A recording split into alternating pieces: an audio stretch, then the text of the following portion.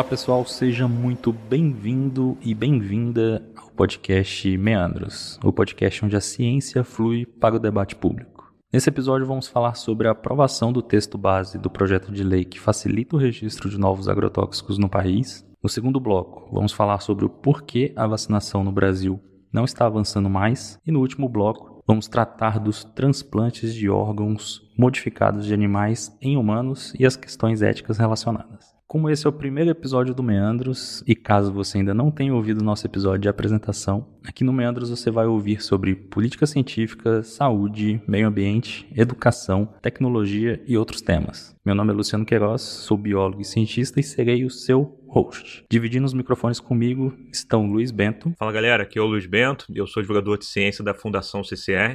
E a Iana Martins. Oi, gente, sou a Iana Martins, astrônoma no Observatório do Valongo da UFRJ. Toda sexta-feira estaremos aqui no seu agregador favorito, trazendo as principais notícias permeadas por muita ciência. Então, vamos para o nosso primeiro bloco.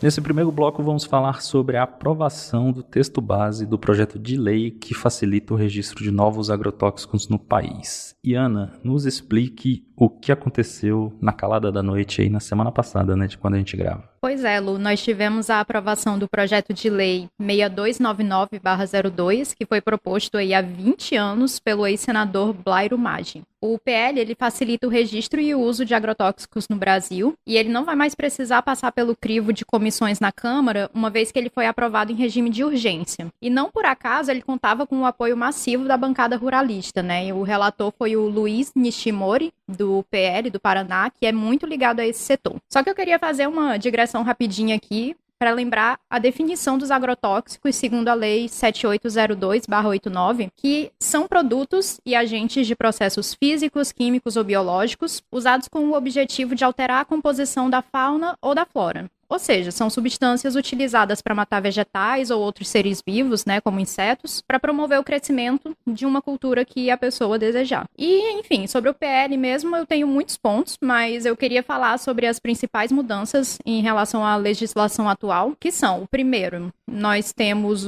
que o registro ele vai sair da zona de influência do IBAMA e da Anvisa, né? Então a palavra final vai ficar com o Ministério da Agricultura, mas isso não quer dizer que o IBAMA e a Anvisa não possam produzir relatórios, por exemplo, para aconselhar certas medidas, mas a gente vai ter que o martelo vai ser batido mesmo pelo Ministério da Agricultura. E o segundo ponto é a possibilidade de um registro provisório depois de um prazo de 2 anos a partir do pedido de uso dos agrotóxicos. Ou seja, se você produz um certo agrotóxico, pede para utilizar ele aqui no Brasil para o Ministério da Agricultura e depois de 2 anos ainda não tem uma decisão final, esse registro provisório ele vai ser concedido com um requerimento, que é que o produto já esteja sendo utilizado em pelo menos 3 países que sejam membros da Organização pela Cooperação e Desenvolvimento Econômico, a OCDE, que inclusive o Brasil está tentando fazer parte. E Ana, esse é um ponto importante que a gente tem que pensar, né? Porque o processo atual, ele tem que ser aprovado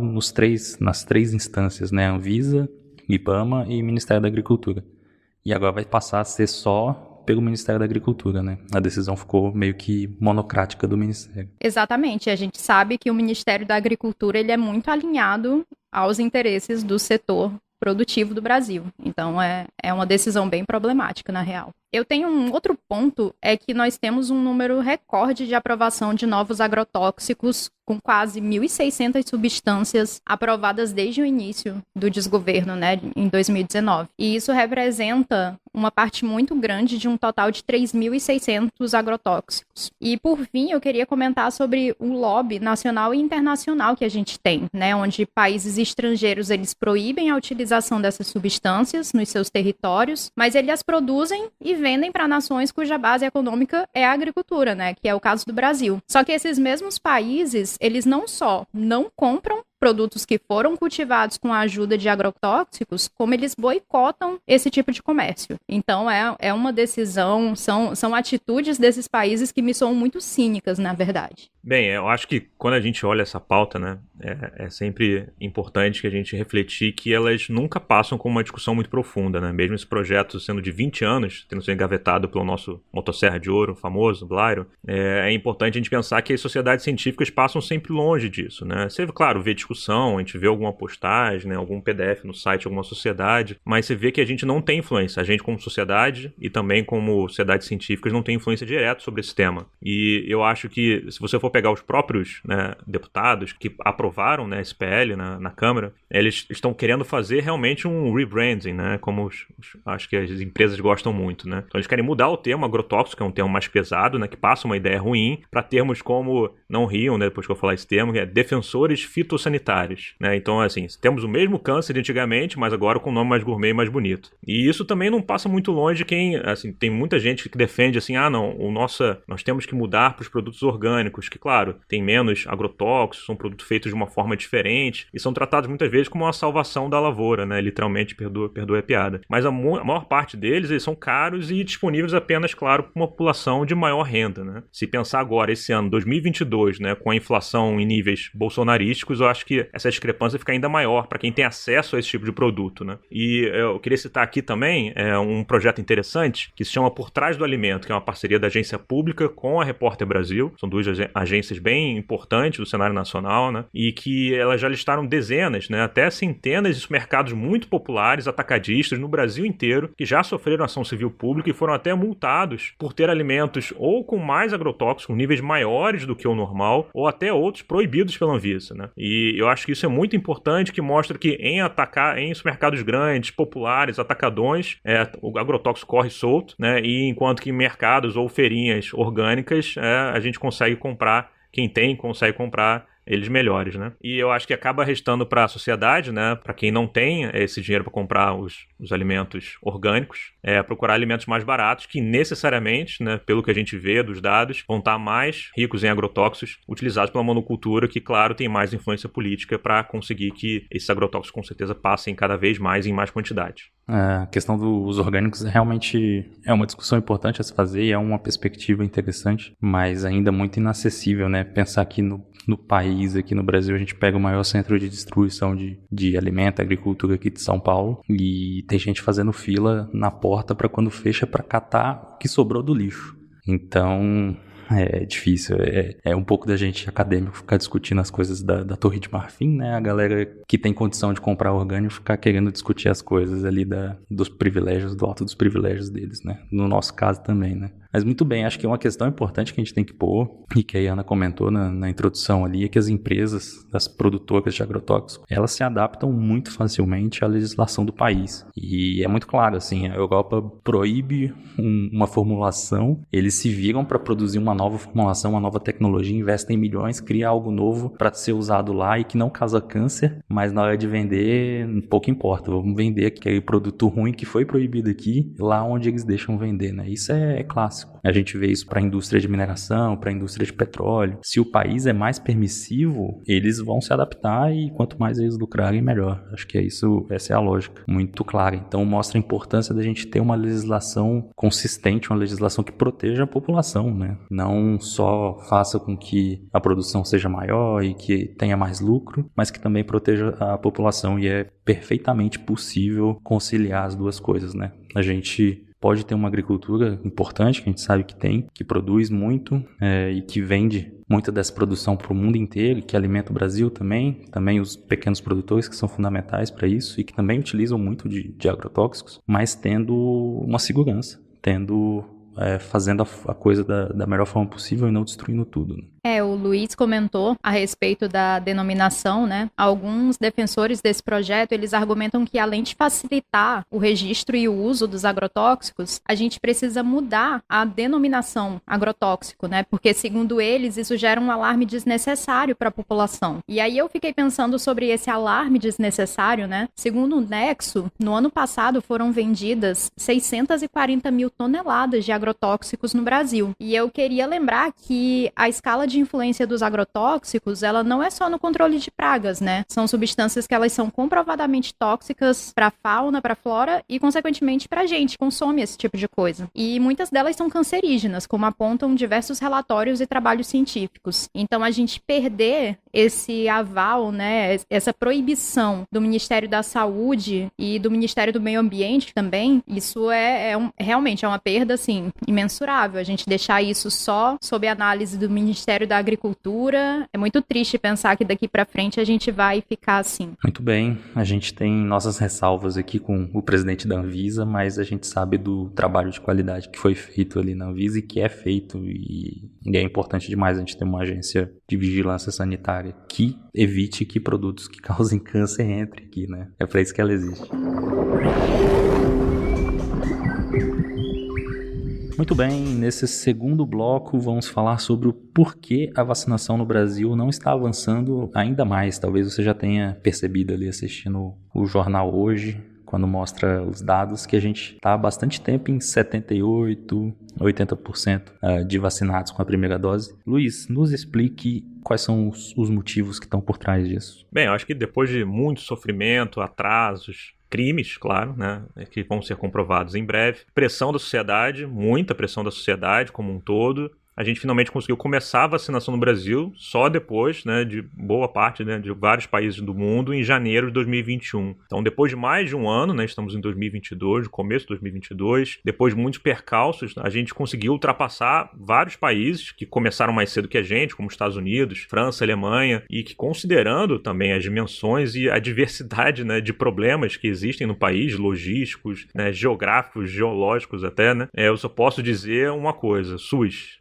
A gente ama você, né? Então a gente demorou, mas conseguiu chegar nesses aproximadamente 78%, 80% dos brasileiros com a primeira dose, né? Lembrando disso, né? Mas a gente sabe que a gente aplicou mais de 167 milhões, né? 167 milhões de vacinas, é muita coisa isso, né? Mas os números quanto à segunda dose, principalmente terceira dose, que hoje em dia, principalmente com essa nova variante, a gente sabe que é muito importante para a proteção, são um pouco menos animadores, né? A terceira dose hoje em dia, a gente sabe que 1/4 da população ainda não tomou a famosa dose de reforço, né? Então nós estamos ainda engatinhando nesses números, que a gente sabe que são muito importantes para evitar morte em relação a essa nova variante. E isso tudo, claro, a gente está falando de média, não estou falando aqui de 78%, 1/4 da população, tudo isso é média. As médias a gente sabe, né, algum cientista, né, que estiver ouvindo a gente sabe que média é muito complicado. Se a gente considerar o tamanho do país e a distribuição das vacinas, que foi completamente desigual, né, estados como São Paulo e Rio de Janeiro comparar com estados do norte, a diferença pode ser até assustadora, né? Então a gente sabe que o vírus, ele evolui, né? O vírus, a gente pode discutir um programa inteiro se ele é um ser vivo ou não, mas a gente sabe que a gente tem certeza que ele evolui, e que novas cepas podem surgir, podem aparecer, principalmente quando a gente tem uma boa parte da população não vacinada. Então as pessoas estão pegando a doença e estão passando o vírus para outras pessoas. O vírus, a cada pessoa que o vírus passa, ele vai tendendo a evoluir e mutar, né? Então, com grande parte da população do país não vacinada, o vírus vai continuar mudando. Então isso não é nada bom para o país, é claro que só é bom pro vírus, né? Eu acho que o Luiz falou uma coisa importante ali em relação ao SUS, e eu sempre procuro defender muito quando é algo que a gente manda bem, né? No Brasil, o SUS é um negócio que é incrível, o brasileiro é incrível tomando vacina, e a gente tem que exaltar, assim, a gente, com todas as dificuldades, com o boicote do nosso presidente à vacina e tudo mais, a gente conseguiu chegar em um ano em 80% da população vacinada. Incrível, incrível. Servidor público na cabeça, né? Pra conseguir movimentar isso, né? E Ana, nos conta um pouco mais aí do que você levantou de informação. Pois é, apurei aqui que, assim, a gente sabe que pesquisadores da área estão apontando que nós chegamos a esse platô na vacinação, né, infelizmente. E foi publicado um pré-print em dezembro do ano passado, né, no finalzinho do ano passado, de pesquisadores afiliados à Fiocruz. O pré-print se chama Como superar a estagnação da curva de cobertura vacinal de primeira dose contra a Covid no Brasil. É um título bem longo, mas basicamente os resultados, né, os apontamentos são bem diretos, né. Os autores e autoras detectaram uma desaceleração na vacinação a partir do início de setembro do ano passado. Só que eles também trazem outro ponto bem interessante, né? A população de adolescentes e adultos no Brasil, ela representa aí cerca de 85% da população, né? Do total. O que nos leva a questão de boa parte dessa estagnação que a gente está observando atualmente, ela é proveniente da vacinação das crianças. Começou tardiamente, como a gente sabe, nós acabamos de passar aí de um mês de vacinação do público infantil, e ela não progrediu da forma como as autoridades de saúde esperavam e estavam preparadas, porque a gente tem capacidade de vacinar essa galerinha, né? A gente só não está conseguindo fazer isso. E segundo uma nota técnica do Observatório Covid da Fiocruz, que foi publicada ontem, né? Ontem, dia 16 de fevereiro, a vacinação das crianças, ela está avançando num ritmo muito lento. Então, nesse pouco mais de um mês, nós temos uma média nacional de 21% de cobertura para a primeira dose nas crianças de 5 a 11 anos. Isso é bem baixo. Infelizmente, é bem baixo. E isso se repete na tendência de números mais baixos nos estados da região norte do país, né? Como o Luiz comentou, infelizmente. Mostrando que essa vulnerabilidade social, ela determina a aplicação de doses de crianças e, como a gente viu, de adultos também. Esse artigo ficou muito interessante, eles trazem uns resultados bem legais, assim, e foi bom as pessoas a mídia já ter começado a discutir ele ainda como um pré-print, né, ainda como uma pré-publicação. E ele traz uma questão importante que é da logística, né, a logística da vacinação em algumas regiões do Brasil são muito complicadas e realmente é mais difícil chegar. Eu levantei uns dados aqui e vi que dos 10 estados que menos vacinaram, 7 deles estão no norte, ou seja, na região norte do Brasil, né? Então, ou seja, todos os estados do norte estão entre os que menos vacinaram. Isso tem uma correlação muito forte aí com o fato de logística, de não chegar a pessoa até a vacina até a pessoa. Então, é algo que a gente precisa ver. Tudo bem que é uma região que tem a menor parcela da população, mas se a gente for ver, é importantíssimo que essa vacinação chegue o quanto antes lá, né? E uma outra questão que eles trazem também é a questão da desinformação, né? Às vezes a gente dá muita importância ali pra galera que faz muito barulho, que é uma minoria barulhenta, e fica achando que é o grande motivo das pessoas não estarem indo vacinar, e na verdade tem outras coisas. A gente não teve uma campanha federal na mídia, em todos os canais possíveis, que é o que a gente faz normalmente quando tem uma campanha de vacinação, falando para as pessoas irem vacinar contra a Covid, né? Imagina, o governo federal não articulou nenhuma campanha desse tipo. Então, a pessoa acaba recebendo um monte de informação ali da TV, um monte de informação ali em WhatsApp, em Telegram, em rede social, e não sabe muito bem o que fazer, não sabe muito bem se vai levar o filho para vacinar, fica com receio, fica com medo, e acaba decidindo por não vacinar. Então, falta muita informação, né, Luiz? Você levantou mais algumas coisas sobre isso também. Eu acho que informação é muito importante, né? Mas eu acho que, se a gente for pensar, né, aqui no Brasil, o brasileiro sempre é o melhor, né? A gente sabe, né? E até o antivax brasileiro é melhor que o dos outros, né? Aqui o antivax toma vacina escondido, mas ele toma, né? Ele tem a carteirinha cheia, lotada de adesivo de vacina com os lotes, mas ele no grupo de zap, não, peraí, eu não tenho que vacinar e tal, né? Então, é interessante que a gente tem, né, brincadeiras à parte, né? Eu acho que o movimento anti-vax, né, como a gente chama, que tem na Europa, nos Estados Unidos, aqui, ele o movimento realmente organizado, ele é uma raridade no Brasil, como o Luciano comentou, né? Aqui, mesmo a desinformação em geral, né, sendo financiada, até influenciada direta e indiretamente pelo governo federal, como a gente sabe, como os dados mostram, né? A gente sabe que aqui outros fatores são mais importantes, como o Luciano mesmo levantou, né? Quando a gente fala de uma campanha de vacinação, é para as pessoas entenderem de forma clara o que elas têm que fazer, né? Aqui, por exemplo, no Rio de Janeiro, quando eu ligava o jornal RJTV aqui no Rio, tinha 3 minutos passando municípios diferentes, cada município com um regramento diferente. Hoje em Macaé vai ser isso, no Rio de Janeiro vai ser 15, 16 anos, mulher, depois só homem. Cara, como é que você organiza uma campanha dessa forma? É uma loucura inacreditável a gente ter vacinado esse tanto de gente com isso, né? Então eu acho que o pior do que a desinformação, a informação incorreta, também é a falta de informação. Se você tem falta de informação e de fontes diferentes, informações diferentes circulando, fica muito complicado para a população entender, né? Mas eu acho que a gente tem que, considerando esse problema, como é que a gente pode resolver diretamente? Claro, a gente tem essa ideia, esses dados que mostram que chegou uma estagnação da vacinação. Então a culpa é das pessoas que não entenderam a campanha, tem que fazer mais campanha. Eu acho que nesse momento, talvez a melhor saída realmente é o que a gente chama de busca ativa, né? Que é simplesmente sair correndo atrás das pessoas, literalmente. Então você pode procurar elas no transporte público, até indo para o trabalho, você pode ir no metrô, num trem, uma grande estação de trem, aqui no Rio de Janeiro, por exemplo, a Central do Brasil, que reúne toda a malha ferroviária, né, do município pode ser um lugar interessante. Na escola, vacinação agora por crianças, na escola do Rio de Janeiro, as pessoas foram nas escolas vacinarem, em áreas mais afastadas e, claro, e na casa das pessoas. Melhor do que isso, ir na casa da pessoa, aquele agente de saúde do SUS lá, né, ir na casa da pessoa é a melhor coisa, né? Então, assim, eu acho que não dá para reclamar que o povo é antivax, que a gente já terminou nosso trabalho como divulgadores de ciência, porque as pessoas não entendem mais se a pessoa precisa faltar ao trabalho, gastar passagem para ir se vacinar. Não dá. A gente tem que realmente, nesse momento, correr atrás das pessoas. Melhor coisa é receber ali uma pessoa do SUS para vacinar, você passa um cafezinho, fica conversando a uma distância segura. Cara, não tem antivax que resista ao cafezinho, dando um cafezinho para alguém do SUS, aquele bate-papo na mesa. E, cara, as pesquisas mostram claramente que 94% dos brasileiros querem se vacinar, né? E 6% ali tem gente que não respondeu, mas 94% não quer se vacinar. Quer dizer, quer se vacinar. Então, acho que a gente tem que parar de começar a culpar as pessoas e começar a ajudar as pessoas a encontrarem finalmente a vacina. E nesse terceiro e último bloco vamos tratar dos transplantes de órgãos modificados de animais em humanos e as questões éticas relacionadas ao tema. Luiz, explica pra gente o que rolou, o que tem de novidade em relação a isso. Eu acho que, assim, falando desse tema, né, quando a gente colocou na pauta, né, uma coisa que eu sempre penso quando a gente cita um tema desse tipo, né, é que eu tenho um grande fascínio por ficção científica, né, quem já viu a minha mini biblioteca aqui sabe disso, né. Eu gosto até, assim, principalmente de autores de ficção que eles não descrevem em detalhes, né, a gente chama de hard science, né, que eles descrevem em detalhes a história com base na ciência, no laboratório, né. Eu prefiro mais aqueles que associam a ciência à ficção mais especulativa, ao fantástico, ao futuro mais distante, né, tentando interpretar o que vai acontecer e não preso um pouco na realidade, né, nos dados. E com certeza, né, um dos meus preferidos nesse quesito é o H.G. Wells. O que mais me fascina nesse britânico, né, que ele começou a escrever ficção lá no final do século XIX, né, um pouquinho de tempo atrás, né, para quem está ouvindo esse podcast, é que ele conseguiu, nessa época, imaginar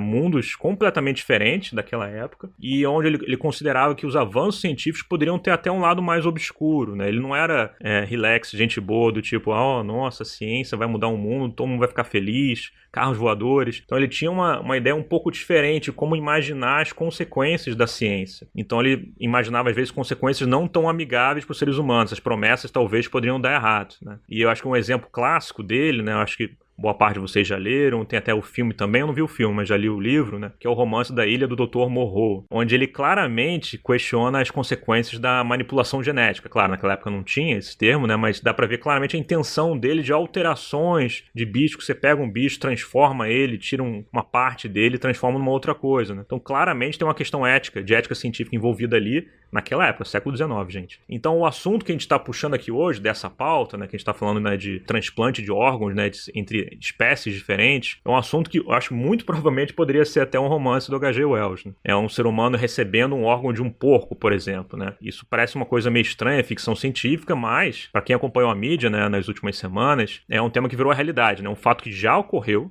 né, dessa forma, de verdade, um paciente norte-americano de 57 anos recebeu o órgão de um porco, né, e ele está vivo aí para contar a história. Esse transplante é o que a gente chama de xenotransplante, né, que é quando você faz um transplante de um órgão ou tecido de um animal, de uma espécie, para uma outra espécie diferente, né. Então é algo que aconteceu, funcionou, né, tem artigos explicando especificamente como foi esse processo, e nos próximos anos pode se tornar algo realmente viável para a população. Então eu acho que a gente levanta a sobrancelha para certos pontos que às vezes são esquecidos quando a gente trata de um assunto como esse. Gostei muito desse paralelo aí, acho que uma questão importante dessa nova etapa, né, de transplantes de órgãos de animais não humanos, né, para humanos, é que antigamente o órgão ele não era compatível e agora a gente, por a engenharia genética, modificando o DNA ali do animal, a gente conseguiu fazer com que esses órgãos passassem a ser compatíveis. E uma questão muito importante e que também foi um avanço recente foi a tecnologia do CRISPR, né, que agora a gente consegue editar exatamente no ponto que a gente quer de um material genético usando uma ferramenta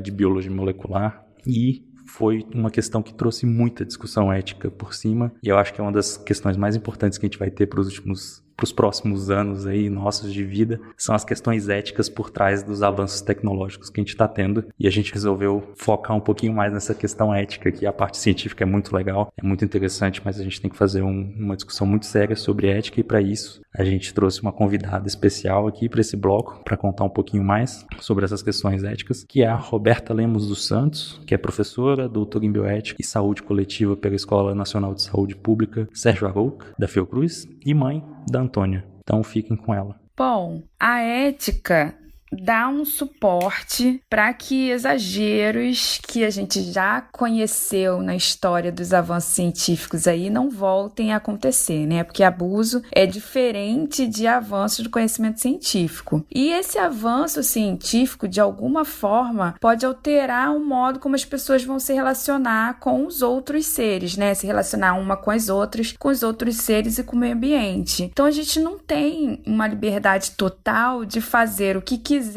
e o que puder com o outro, ainda que esse outro seja um animal não humano, ainda que esse outro seja um animal humano, ainda que esse outro seja o meio ambiente. Então a gente tem sim algumas implicações importantes quando a gente pensa no avanço científico, que leva a gente a refletir qual é o limite, né, desse avanço, qual é essa linha tênue que divide esse avanço científico para o abuso. A gente ainda tem um pressuposto ainda muito antropocêntrico, né? O homem tá ali no centro de tudo. A gente não se entende como essa relação de extensão do outro, né? Seja de animais não humanos, seja da natureza. Então, isso levanta uma série de questões, porque a partir daí, quando a gente não considera esse outro como extensão de nós mesmos, esse outro é uma coisa. E se esse outro é uma coisa, a gente pode usar e fazer com ele o que a gente bem entender. Eu recebo essa notícia com um misto de alegria, óbvio que é um avanço importante,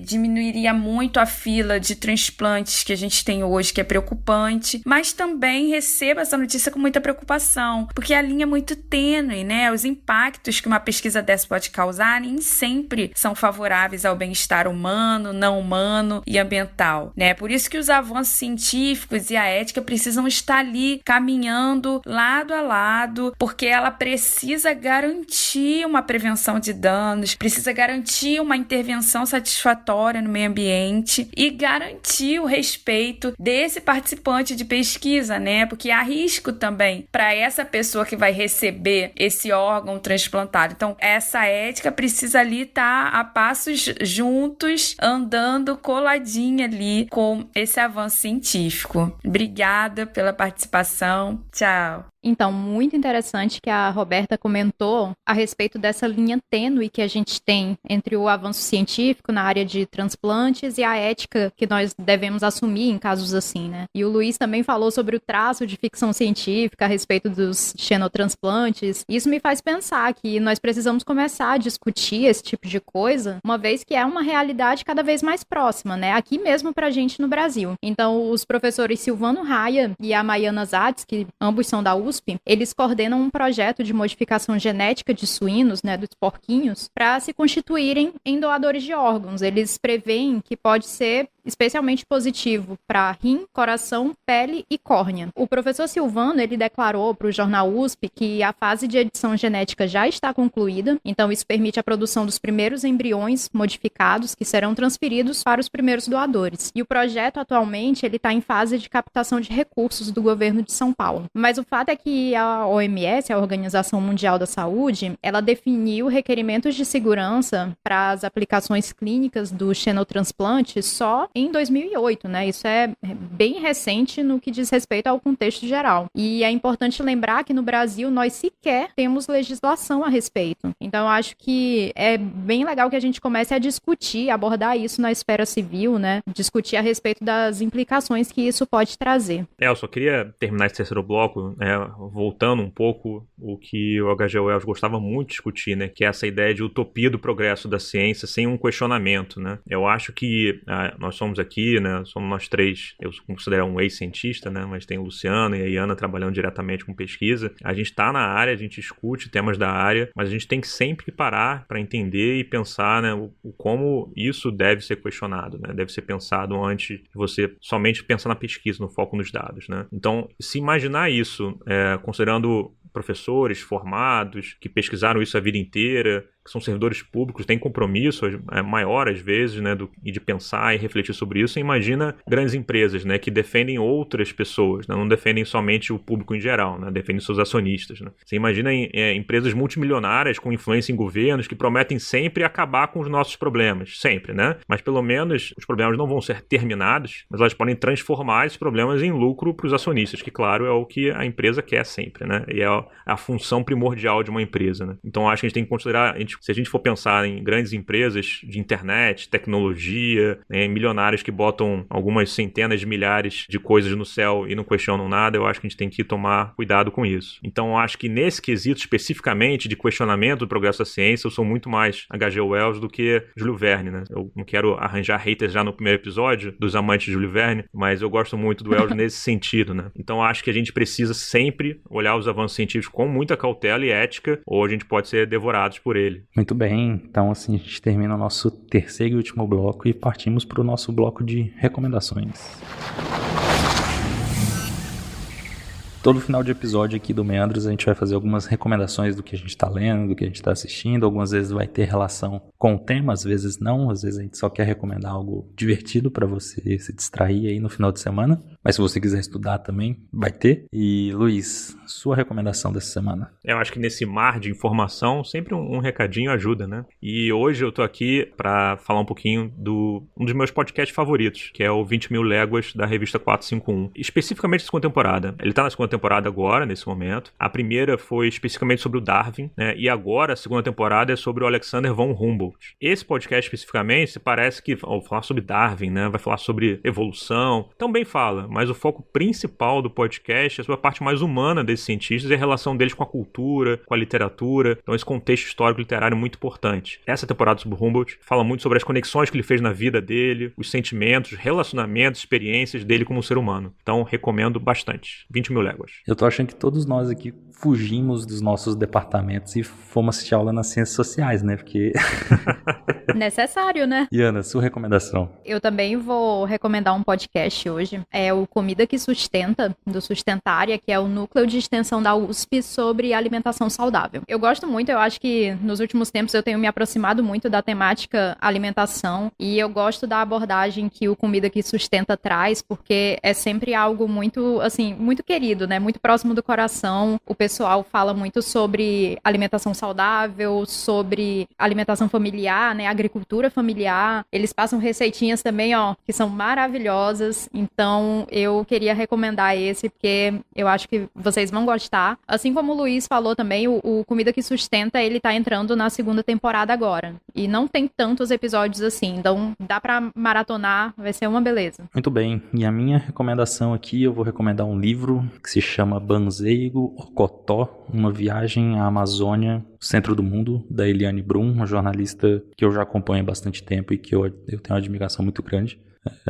Primeiro, por ser uma profissional incrível e segundo, por ter tido a coragem de mudar e morar em Altamira, no centro ali, né, no centro do mundo, no centro ali da Amazônia e cobrir muito a questão de Belo Monte. Ela é incrível. Esse livro também é incrível, eu recomendo muito. Ele dá uma mexida boa ali com o que a gente tem de ideias em relação à floresta, em relação a desenvolvimento, infraestrutura, todas essas questões. E é isso, gente. Muito obrigado para você que nos escutou. Semana que vem tem mais. Valeu, gente. Até semana que vem. Durmam bem, saúde, se cuidem. Tchau, tchau, gente. Quem puder aí, quem já estiver na fase, tome sua sua dose de reforço. Por favor, vamos se vacinar. Sigam o nosso podcast no Twitter, @meandrospodcast. Se inscrevam em sua plataforma de podcast preferidas e no YouTube, se você preferir ouvir por lá.